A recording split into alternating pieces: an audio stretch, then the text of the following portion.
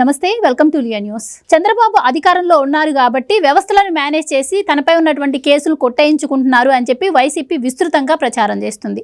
మరి జగన్మోహన్ రెడ్డి గారి మీద కూడా అలా చూస్తే చాలా కేసులు ఉన్నాయి. ఆయన కూడా ఒకసారి అధికారాన్ని అనుభవించారు. మరి ఆయన ఎందుకు ఆయన కేసులను కొట్టేయించుకోలేకపోయారు? మరి చంద్రబాబు గారి మీద వీళ్ళు చేస్తున్నటువంటి ప్రచారాల్లో వాస్తవం ఎంత అన్న విషయాన్ని తెలుసుకుందాం. మనతో పాటు ఉన్నారు ప్రముఖ ఆర్థిక, రాజకీయ, సామాజిక విశ్లేషకులు రాజేష్ అప్పసాని గారు. నమస్కారం సార్. నమస్కారం సార్, చంద్రబాబు గారి మీద ఒక్కొక్క కేసు కూడా ఇప్పుడు కోర్టులు కొట్టేస్తున్నాయి సార్. సో మరి వ్యవస్థలను మేనేజ్ చేస్తున్నారంటే వాళ్ళు హైకోర్టుకి వెళ్ళొచ్చు, సుప్రీంకోర్టుకు కూడా వెళ్ళొచ్చు. కానీ అలాంటిది ఏమీ చేయకుండా బయటకు వచ్చి మాత్రం మీడియా ముందు ఈ విధంగా మాట్లాడుతూ ఉన్నారు. మరి మొన్న ఈ మధ్య చూస్తే జగన్మోహన్ రెడ్డి గారి మీద కేసులు మళ్ళీ జడ్జి మారడం, మళ్ళీ అది మొదటికి రావడం మనం చూసాం. మరి ఈ ప్రయత్నం వాళ్ళు ఎందుకు చేయలేకపోయారు? ఇప్పుడు చేస్తున్న ఆరోపణలో నిజమెంత? ఇప్పుడు చంద్రబాబు నాయుడు గారి మీద కేసులు నమోదు చేసింది ప్రభుత్వం.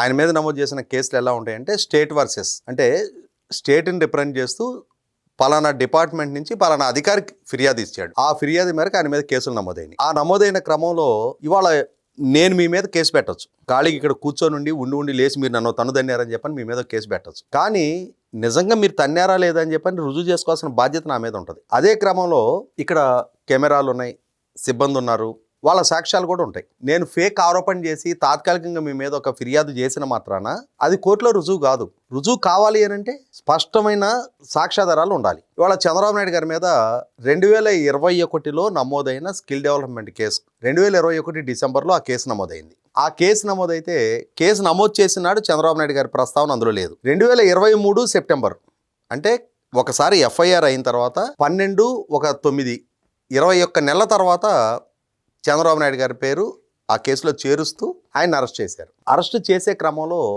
ఫాలో కావాల్సిన ప్రొసీజర్స్ కొన్ని ఉంటాయి. రాష్ట్ర ముఖ్యమంత్రిగా చంద్రబాబు నాయుడు గారు విధుల నిర్వహణ సందర్భంగా ఆయన అవినీతికి పాల్పడ్డారు అని చెప్పని ఆరోపణ. అలా ఆరోపణ చేసే క్రమంలో మొట్టమొదట చంద్రబాబు నాయుడు గారిని వివరణ అడగాల్సిన బాధ్యత ప్రభుత్వానికి. సార్, మీరు ముఖ్యమంత్రిగా ఉన్న రోజు మీరు తీసుకున్న నిర్ణయంలో మీకు ఆర్థిక ప్రయోజనాలు చేకూరాయని చెప్పని మా దగ్గర సాక్ష్యాధారాలు ఉన్నాయి. ఇవిగో సాక్ష్యాధారాలు, మీ వివరణ ఏంటి? ఆయన వివరణ ఇచ్చి తీరాలి. ప్రభుత్వ పరంగా ఆ ప్రయత్నం అయినా చేశారా? ముఖ్యమంత్రిగా జగన్మోహన్ రెడ్డి పదవి బాధ్యతలు చేపట్టగానే కొల్లి రఘురామరెడ్డి డిఐజీ ఆధ్వర్యంలో ఒక సిట్ ఏర్పాటు చేశారు. ఆ సిట్ ద్వారా చంద్రబాబు నాయుడు గారి పాలనలో జరిగిన విధానపరమైన నిర్ణయాల్లో ఉన్న లోపాలు, అవినీతి మీద విచారణ జరపాలని ఒక నిర్ణయం తీసుకున్నారు. నిర్ణయం తీసుకున్నప్పుడు మరి ఆ సిట్టు చంద్రబాబు నాయుడు గారి ప్రమేయాన్ని నిర్ధారించే సాక్ష్యాధారాలు చేత పట్టుకొని ఆయన వివరణ అడగాలి. మొట్టమొదట ఆ వివరణ అడగడానికి ఆయన సహకరించలేదనుకో, విచారణకి వీళ్ళు నోటీసులు ఇచ్చిన ఆయన రెస్పాండ్ అవ్వట్లేదనుకో, అప్పుడు ఏకాకిని అరెస్ట్ చేయొచ్చు. కోర్టు నుంచి వారెంట్ తీసుకొని ఆయన అరెస్ట్ చేయొచ్చు. ఆ అధికారం, వెసులుబాటు విచారణ సంస్థకి ఎప్పుడైనా ఉంటుంది. కానీ బిఫోర్ దట్ ఆయనకు నోటీసులు ఇచ్చారా? ఆయన వివరణ తీసుకున్నారా? ఆయన ప్రమేయాన్ని నిర్ధారించే సాక్ష్యాధారాలు మీ దగ్గర ఏమైనా ఉన్నాయా? ఈ స్కిల్ డెవలప్మెంట్ కేసు గురించి మాట్లాడదాం మనం. 2023 సెప్టెంబర్ 9వ తారీఖు రోజు ఆయన అరెస్ట్ చేశారు. సెప్టెంబర్ 10వ తారీఖు మార్నింగ్ 6 o'clockకి ఆయన ఏసీబీ న్యాయస్థానంలో ప్రొడ్యూస్ చేశారు. ప్రొడ్యూస్ చేసినప్పుడు రిమాండ్ రిపోర్ట్ ఉంటుంది. ఆ రిమాండ్ రిపోర్ట్లో ఏమని మెన్షన్ చేయాలి? సో అండ్ సో నిర్ణయం ముఖ్యమంత్రిగా చంద్రబాబు నాయుడు గారు తీసుకున్నారు. అలా తీసుకున్న ఆ నిర్ణయం వెనక చంద్రబాబు నాయుడు గారి రెస్టెడ్ ఇంట్రెస్ట్లు ఉన్నాయి, ఆయనకు ఆర్థిక ప్రయోజనాలు చేకూరినాయి, ఇవిగో సాక్ష్యాధారాలు, పలానా వ్యక్తి పలానా అకౌంట్ నుంచి పలానా అకౌంట్కి డబ్బులు పంపించాడు. ఈ స్పష్టమైన సాక్ష్యాధారాలు ఉండాలి. అంటే మనీ ట్రైల్ అంటారు. అది అంటే ప్రివెన్షన్ ఆఫ్ కరప్షన్ యాక్ట్ లో మనీ ట్రైల్ ఎస్టాబ్లిష్ చేయాల్సిన బాధ్యత ఆరోపణ చేస్తున్నాడు. అది నేను ఇవాళ ముఖ్యమంత్రిగా ఉన్న చంద్రబాబు నాయుడు గారు అవినీతికి పాల్పడుతున్నారని వేగ ఆరోపణ చేస్తే చెల్లుబాటు కావు.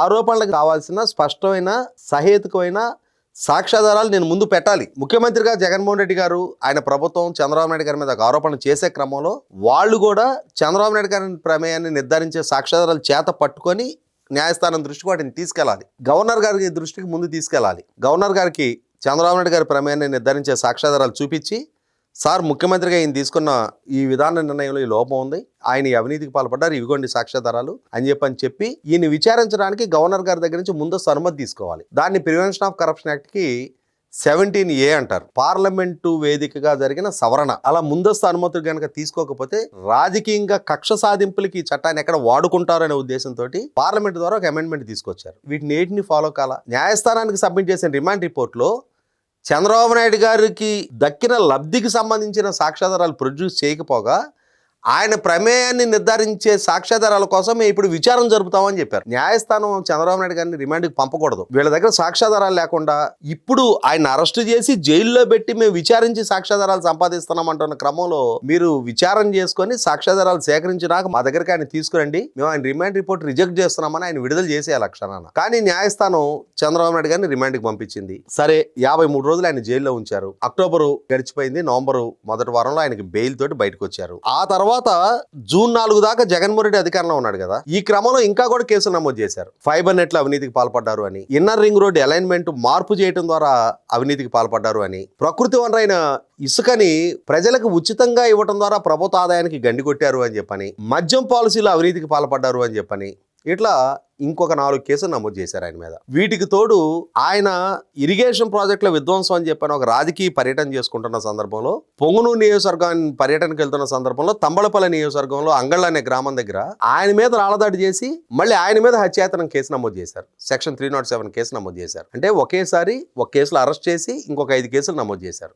మరి అరెస్టు చేసిన కేసులోనే సాక్ష్యాధారాలు మీరు సబ్మిట్ చేయాల. ఇష్యూ చంద్రబాబు నాయుడు గారు తన మీద నమోదు చేసిన ఈ కేసుని క్వాష్ చేయమని చెప్పని ఏసీబీ న్యాయస్థానం నుంచి సుప్రీంకోర్టు వరకు న్యాయ పోరాటం చేశారు. ప్రభుత్వం కూడా మరి చంద్రబాబు నాయుడు గారి అరెస్టు సహేతుకమే, ఆయన అవినీతికి పాల్పడ్డారని చెప్పని ఆర్గ్యూ చేస్తూ వచ్చింది. చేసిన సందర్భంలో చంద్రబాబు నాయుడు గారికి డబ్బు ముట్టిన మనీ ట్రైల్కి సంబంధించిన సాక్ష్యాధారాలు ఏమన్నా చూపించారా? ఆనాడు సిఐడి అడిషనల్ డీజీగా ఉన్న సంజయ్, నాడు అడిషనల్ అడ్వకేట్ జనరల్గా ఉన్న పొనవోలు సుధాకర్ రెడ్డి హైదరాబాదు, అమరావతి, టీవీ ఛానల్స్, ఢిల్లీ దాకా ప్రెస్ మీట్లు పెట్టారు. టీవీ చర్చల్లో పాల్గొన్నారు, లైవ్ చర్చల్లో పాల్గొన్నారు. ఈ సాక్ష్యాధారాల ఆధారంగా చంద్రబాబు నాయుడు అవినీతికి పాల్పడ్డాడు, ఈ సోన్స్ అకౌంట్ నుంచి చంద్రబాబు నాయుడు గారికి ఈ అకౌంట్కి డబ్బులు ముట్టాయి, లేదు పలానా వ్యక్తి ద్వారా చంద్రబాబు నాయుడు గారికి క్యాష్ రూపంలో ఇంత డబ్బు అందించాడు అనే ఏ సాక్ష్యాధారాలు వాళ్ళు న్యాయస్థానం దృష్టికి తీసుకెళ్లారు? మరి ఆయన అరెస్టు జరిగిన తర్వాత 9 నెలల పాటు న్యాయస్థానం దృష్టికి కూడా ఆయన ప్రమేయాన్ని నిర్ధారించే ఒక్క సాక్ష్యాధారాన్ని, ₹1 అవినీతికి సంబంధించిన డాక్యుమెంటల్ ఎవిడెన్స్ ని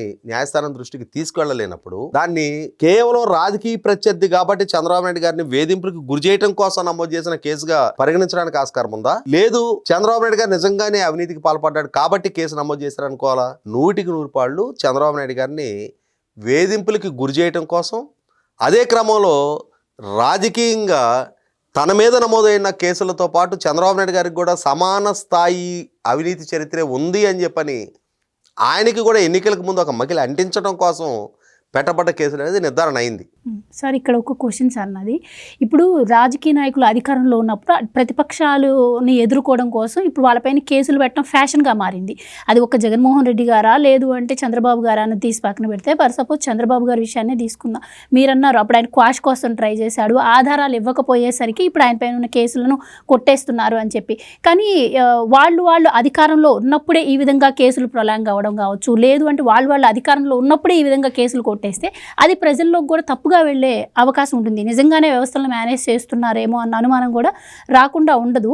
కానీ ఇక్కడ మరి ఇంత ప్రొలాంగ్ చేస్తున్నందుకు వ్యవస్థలను తప్పుపట్టాలా, లేదు అంటే వీళ్ళు ఈ విధంగా చేయడాన్ని తప్పుపట్టాలా?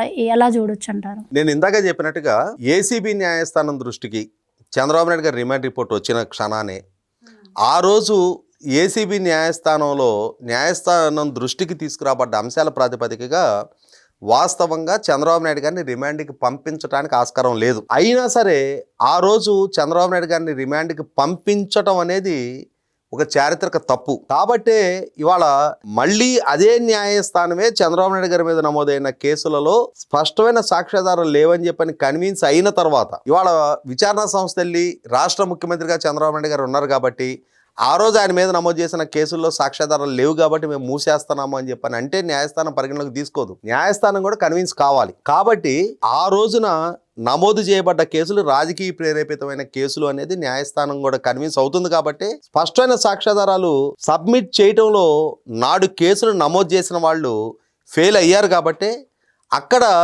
కేవలం రాజకీయపరమైన కక్ష సాధింపుతోటే పెట్టబడ్డ కేసులుగా ఇవాళ న్యాయస్థానం కూడా వాటిని పరిగణలోకి తీసుకుంటుంది. కాబట్టి ఇవాళ కేసులు కొట్టేబడతా ఉన్నాయి. ఇక్కడ మీరు ప్రస్తావించిన మరి అదే సందర్భంలో జగన్మోహన్ రెడ్డి గారి మీద కూడా కేసులు ఉన్నాయి. జగన్మోహన్ రెడ్డి గారి మీద ఇప్పుడు చంద్రబాబు నాయుడు గారి మీద నమోదైనట్టు ఏకపక్షంగా నమోదైన కేసులు కాదవి. ఆ రోజున గౌరవ హైకోర్టులో పబ్లిక్ ఇంట్రెస్ట్ లిటిగేషన్ ఫైల్ అయింది. నాడు కాంగ్రెస్ పార్టీ ఎమ్మెల్యేగా ఉన్న శంకర్రావు గారు ఆయన రాసిన లేఖ మేరకు దాన్ని ఫిర్యాదుగా పరిగణించి గౌరవ హైకోర్టు విచారణకు టేకప్ చేసిన తర్వాత ఆ కేసులో తెలుగుదేశం పార్టీ తరఫున అశోక్ గజపతి రాజు గారు, ఎర్రమనాయుడు గారు కూడా ఆ కేసులో ఇంప్లీడ్ అయ్యి వాళ్ళ దగ్గర ఉన్న డాక్యుమెంట్ ఎవిడెన్స్ న్యాయస్థానం దృష్టికి తీసుకెళ్లిన తర్వాత అప్పుడు న్యాయస్థానం ఏకపక్షంగా విచారణకు ఆదేశించాల. న్యాచురల్ జస్టిస్ అంటారు, సహజ న్యాయం ప్రకారం నేను ఇందాక చెప్పిన చంద్రబాబు నాయుడు గారికి నోటీస్ ఇవ్వాలి అని చెప్పాను కదా, అలాగే జగన్మోహన్ రెడ్డి గారికి నోటీసులు ఇచ్చారు. 17 కాదు, హైకోర్టు మా దృష్టికి మీ మీద ఈ ఆరోపణలు చేస్తూ ఫిర్యాదులు వచ్చాయి, దీని మీద మీ వర్షం చెప్పుకోండి అని చెప్పి ఆయనకు నోటీసులు ఇచ్చారు. నోటీసులు ఇచ్చిన తర్వాత జగన్మోహన్ రెడ్డి గారు రామ్ జెట్లమాని లాంటి దేశంలోనే అత్యంత అనుభవజ్ఞుడు ఖరీదైన న్యాయవాదిని ఎంగేజ్ చేసుకొని హైకోర్టులో ఆయన తరపున కొట్లాడిన హైకోర్టు దృష్టికి తీసుకొచ్చిన డాక్యుమెంట్ ఎవిడెన్స్ లో ఉన్న ప్రైమా ఫేసి చూసిన తర్వాత ప్రాథమిక సాక్ష్యాధారాలు ఉన్నాయి అని చెప్పని కన్విన్స్ అయిన తర్వాత అప్పుడు గౌరవ హైకోర్టు జగన్మోహన్ రెడ్డి మీద వస్తున్న ఈ ఆరోపణల మీద ఈ కళ్ళ ముందున్న సాక్ష్యాధారాల ప్రాతిపదికగా ఇష్యూని సిబిఐకి అప్పచెప్తున్నామని చెప్పని ఒక నిర్ణయం తీసుకున్నారు. అలా తీసుకున్న తర్వాత జగన్మోహన్ రెడ్డి గారు సుప్రీంకోర్టుకి వెళ్ళారు. హైకోర్టు తీసుకున్న నిర్ణయంతో విభేదిస్తూ సుప్రీంకోర్టు కూడా హైకోర్టు నిర్ణయాన్ని సమర్థిస్తూ సిబిఐ విచారణకు ఆదేశించిన తర్వాత అప్పుడు ఆయన మీద విచారణ జరిగింది. ఆ విచారణ జరిగిన తర్వాత కూడా ప్రాపర్ డాక్యుమెంట్ ఎవిడెన్స్ కళ్ళ ముందు పెట్టి ఆయన విచారణకు పిలిచి విచారించిన తర్వాత ఆయన విచారణకు సహకరించిన నేపథ్యంలో అప్పుడు అరెస్ట్ చేయడం జరిగింది. అరెస్ట్ చేసిన తర్వాత కూడా ఆయన వివిధ సందర్భాల్లో బెయిల్ పిటిషన్ ఫైల్ చేసుకుంటూ వచ్చారు. కానీ ఆయన మీద ఉన్న డాక్యుమెంట్ ఎవిడెన్స్ కారణంగా ఆయన చేసిన అవినీతి న్యాయస్థానం కూడా కన్విన్స్ అవ్వబట్టి 16 నెలల తర్వాత కానీ ఆయనకి బెయిల్ రాల. కాబట్టి వాళ్ళ జగన్మోహన్ రెడ్డి గారి కేసులు, ఆ కేసుల గ్రావిటీ, అందులో జరిగిన అవినీతికి సంబంధించిన సాక్ష్యాధారాలు ఇవాళ ట్రంక్ పెట్టెల కొద్దీ డాక్యుమెంట్ ఎవిడెన్స్ తోటి 11 ఛార్జ్ షీట్ రూపంలో న్యాయస్థానం ముందు ఇవాళ ఈయన చరిత్ర ఏంటి, వాళ్ళ నాయన ఏ కార్పొరేట్ సంస్థకి ఏ లబ్ధి అధికారికంగా చేశాడు, ఏ జీవో ద్వారా ఏ రోజున వాళ్ళ నాయన ద్వారా ఆ కార్పొరేట్ సంస్థకి లబ్ధి చేకూరింది, ఆ సదర్ కార్పొరేట్ సంస్థ ఏ రోజున ఎంత మొత్తం ఏ అకౌంట్ నుంచి జగన్మోహన్ రెడ్డి గారు ఏ అకౌంట్కి ఏ సంస్థలోకి ఎంత డబ్బు వాళ్ళు పంపించారు అనేది స్పష్టమైన సాక్ష్యాధారాలు. తండ్రి సంస్థలకు లబ్ధి చేకూర్చాడు, సంస్థలు జగన్మోహన్ రెడ్డి గారి సంస్థలో పెట్టుబడులు పెట్టారు. అంటే ఇక్కడ నేను మీకు ఇది చేస్తా, మీరు మా కొడుక్కి ఇది చెయ్యండి అని చెప్పని జగన్మోహన్ రెడ్డి గారు వాళ్ళ నాయన కలిసి తమ అధికారాన్ని అడ్డుపెట్టుకొని ప్రభుత్వంలో ప్రజలు ఇచ్చిన అధికారాన్ని ద్వారా దుర్వినియోగం చేసి వాళ్ళకి వ్యక్తిగతంగా ప్రయోజనం చేకూర్చుకున్నారనేది సిబిఐ నిర్ధారణ చేసి వాళ్ళ ఛార్జ్షీట్ రూపంలో న్యాయస్థానానికి సబ్మిట్ చేసింది. ఇది స్పష్టంగా సాక్ష్యాధారాలతో ఎస్టాబ్లిష్ అయిన నేరం. ఇవాళ వాటినే జగన్మోహన్ రెడ్డి ఏం చేస్తున్నాడు, 2013 సెప్టెంబర్ 23వ తారీఖు అంటే 12 సంవత్సరాల 3 నెలల 3 రోజుల క్రితం ఆయనకి ఈ 11 సిబిఐ కేసుల్లో బెయిల్ వస్తే అప్పటి నుంచి ఇప్పటికీ సిబిఐ న్యాయస్థానంలో ఆ కేసులు విచారణ స్టేజ్కి కూడా రాకుండా 126 క్వాష్ అండ్ డిశ్చార్జ్ పిటిషన్లు ఫైల్ చేసి ఆ క్వాష్ అండ్ డిశ్చార్జ్ పిటిషన్లు వాటిని నిగ్గు తేల్చే అవకాశమో ఆస్కారమో లేకుండా ఒక్కొక్క న్యాయవాది బదిలీ మీద వెళ్ళిపోతూ ఇక్కడ ఒక అంశం గుర్తు చేసుకోవాలి. 2024 సంవత్సరంలో తెలంగాణ హైకోర్టు ఎన్నాళ్ళు ఈ క్వాష్ అండ్ డిశ్చార్జ్ పిటిషన్ల పెండింగ్ పెడతారు, వీటిని మీరు ఒక టైం బౌండరీ షెడ్యూల్లో డిస్పోజ్ చేయండి, వాటిని డిస్పోజ్ చేసిన తర్వాత ఆయన కేసులు ట్రయల్కి తీసుకోండి అని చెప్పని ఒక ఆదేశం ఇచ్చింది. ఫిబ్రవరి నెలాఖరు నాటికి ఆ కేసులు డిస్పోజ్ చేయమన్నారు. చేయమంటే నాడు జడ్జి గారు ఇన్ని కేసుల్లో నేను జడ్జిమెంట్ ప్రొనౌన్స్ చేయాలంటే నాకు ఇంకొక 2 నెలలు అదనంగా టైం కావాలని అడిగారు.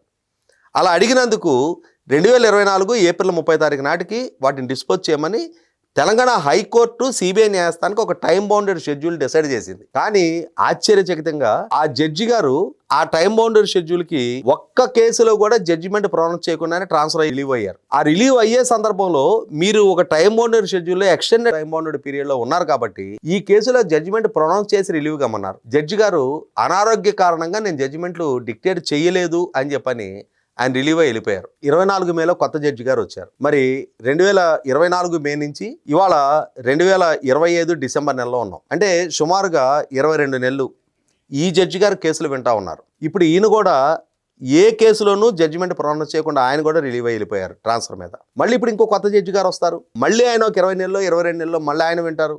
మళ్ళీ ఆయన్ని కూడా ఈ కేసుల భవితవ్యం డిసైడ్ చేయకముందే ఆయన కూడా ట్రాన్స్ఫర్ చేస్తుంటారు. ఇప్పటికీ 7 జడ్జిలు ఆ న్యాయస్థానంలో మారారు. కానీ జగన్మోహన్ రెడ్డి గారి కేసులు మాత్రం విచారణ స్టేజ్కి రాకుండా సక్సెస్ఫుల్గా ఆయన 12 సంవత్సరాల 3 నెలల 3 రోజులుగా ఆ బెయిలు సౌలభ్యాన్ని అనుభవిస్తూ కండిషన్ బెయిల్ కండిషన్స్ కూడా వైలేట్ చేస్తూ ఆయన మాత్రం చాలా స్వేచ్ఛను అనుభవిస్తూ ఉన్నాడు. అటువంటి జగన్మోహన్ రెడ్డి గారు ఇవాళ తాను పాలకుడిగా తన అధికారాన్ని దుర్వినియోగం చేసి తన రాజకీయ ప్రత్యర్థి అయిన చంద్రబాబు నాయుడు గారిని కక్ష సాధింపు ధోరణితో వేధింపులకు గురి చేయడానికి సాక్ష్యాధారాలు లేకుండా స్పష్టమైన డాక్యుమెంట్ ఎవిడెన్స్ ఏది న్యాయస్థానానికి సబ్మిట్ చేయకుండా నమోదు చేసిన కేసులు ఇవాళ న్యాయస్థానం డిస్పోజ్ చేస్తుంటేనే ఎక్కడ లేని దురుద్దేశాలు చంద్రబాబు నాయుడు గారికి ఆపాదిస్తూ వస్తున్నారు. Thank you so much. Please subscribe to Leo news for more videos.